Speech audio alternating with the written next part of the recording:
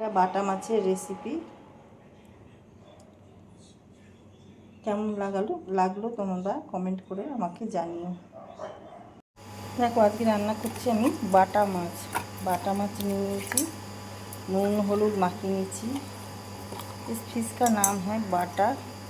इसे नमक हल्दी हम मिला लेंगे और पैन में हमने रख दिया ऑयल। देखो तेलটা गरम হয়ে গেছে, আমি মাছগুলো ছেড়ে দেবো।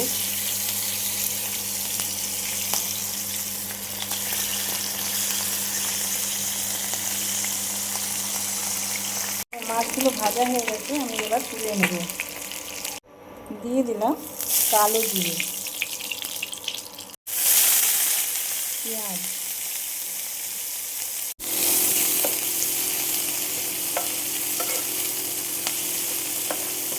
একটু ভাজা ভাজা করে নেব। এই মাঝখানটা আমি দিয়ে দেবো আলু। দেখো আলু পেঁয়াজ একসাথেই করে নেবো, প্যানটা যেহেতু বড়ো, এই পাতলা করে একটা আলু কেটে দিলাম। এইগুলো এখন আমি ভেজে নেব। দিয়ে দিলাম নুন পরিমাণ বুঝে, একটা টমেটো হাতে কুচিয়ে দিয়ে দেবো। খোসাটা দেখো এসে গেল হাতে। হলুদ দিয়ে দিলাম,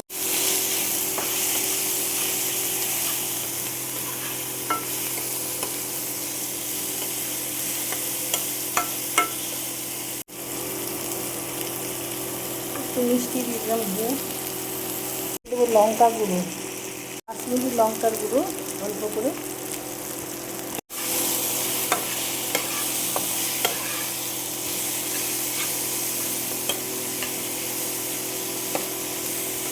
দিয়ে দেবো জল,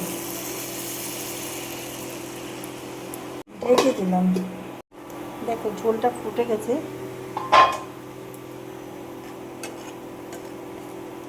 আমি যে মাছগুলো ভেজে রেখেছিলাম ওগুলো দিয়ে देंगे। एक एक के रखी थी, इसमें हम डाल देंगे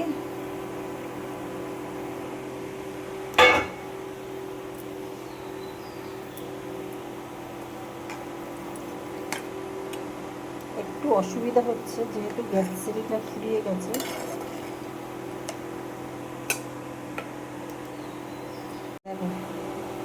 ধনে পাতা ছড়িয়ে দিলাম।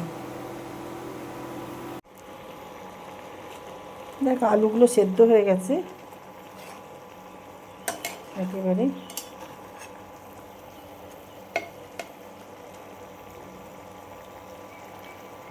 মাছের রেসিপিটা আমার রেডি হয়ে গেছে। এটা বাটা মাছের আলু দিয়ে একটু চচ্চড়ি মতন করলাম। তো তোমাদের কেমন লাগলো? আমি এবার এই রেসিপিটা নামিয়ে ফেলবো। देखो माछेर रेसिपीटा मैं नामिए फेललाम। ये मछली की रेसिपी रेडी हो गया। आप लोगों को कैसा लगा ये रेसिपी कमेंट करके हमें बताइएगा, और कमेंट करके मेरे साथ जुड़े रहिएगा। लाइक शेयर कमेंट करके जो यूट्यूब से देख रहे हैं वो लोग ज़रूर सब्सक्राइब कर दीजिएगा। এই রেসিপিটা তোমাদের কেমন লাগলো লাইক শেয়ার কমেন্ট করে আমার পাশে থেকো, সাথে থেকো, আর ইউটিউব চ্যানেলটাকে আমার সাবস্ক্রাইব করে দিও। এটা বাটা মাছের পেঁয়াজ আলু দিয়ে চচ্চড়ি করলাম সাধারণভাবে। তো ভালো লাগলে আমার সাথে থেকো, পাশে থেকো। ফেসবুক থেকে যারা দেখছো তারা আমার চ্যানেলটা সাবস্ক্রাইব করে দিও আর ফলো করো। তো ভিডিওটা এখানেই শেষ করলাম। Thank you.